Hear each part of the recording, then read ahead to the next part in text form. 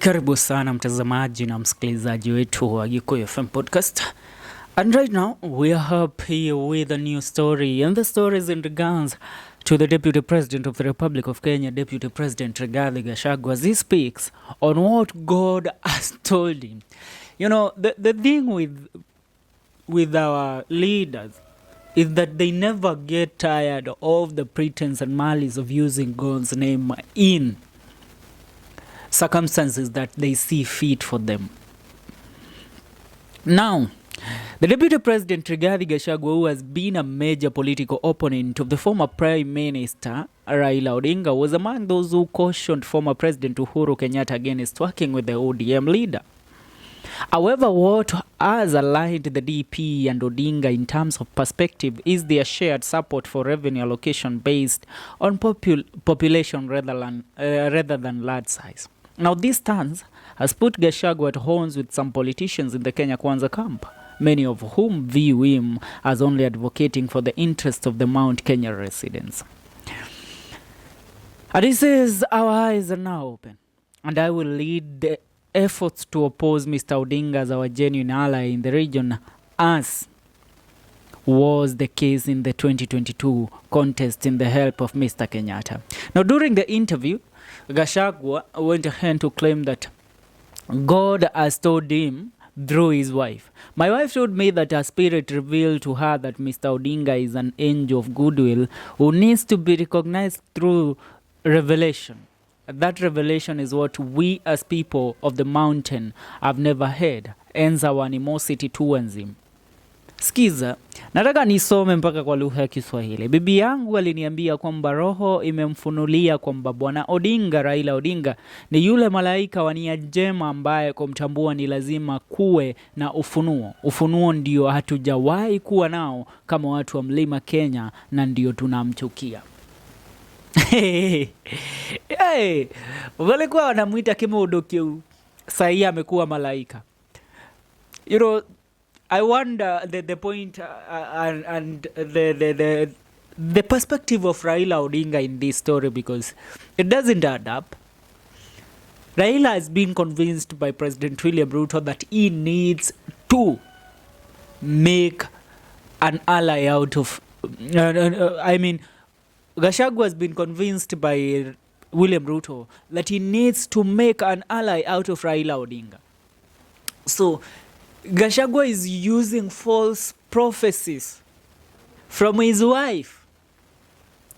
Na tulisema, kama wewe ni nabii na unafanya maajabu, yanaitwa maajabu ama yanaitwa aje? Miracles.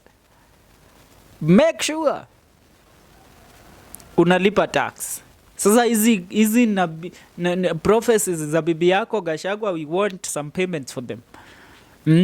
Now Gachagua tells that, you know, the people that saw the light before, it's the young people of the Republic of Kenya, the young generation. For so long, many of you might condemn Raila Odinga, right? I've been condemning Raila Odinga. But let me tell you, Raila Odinga established his trust in the young people of the Republic of Kenya. And that is the people that voted for him in the year 2022. If you can do your research, you'll realize that Raila Odinga got the most votes out of the Mount Kenya region since independence, since he started campaigning. There is no other candidate in the history of the Republic of Kenya who is not from Mount Kenya region whoever got the votes that Raila Odinga got in the 2022 general election. So now William Ruto took Raila into his government. Gachagua has no any other fighting tool. And Gachagua is trying to convince the people of the mountain that, you know what, Raila Odinga is in government and we can do nothing about it. So the best thing that we can do right now is to accept the fact that Raila Odinga is going nowhere, sit down with Raila and have a concrete conversation in regards for the betterment of our republic. Are you getting the point? Yes, that's what's up and that's what is happening. All I heard from you is to tell me what you think of a coalition that Gachagua, Raila Odinga and William Ruto is involved in. Then what will what will that coalition benefit the Republic of Kenya? How will they benefit the people? Gachagua, once he also is in the side of Raila and Ruto, that means he won't support the opposition. He won't be opposing anything that comes from the government. So he will be under duress to continue supporting the Ruto's government, which is a government that everybody right now is against it. But you know what? There is a new opposition that is brewing up somewhere. And once that opposition is born, that will be the end of this anarchy regime of President William Ruto.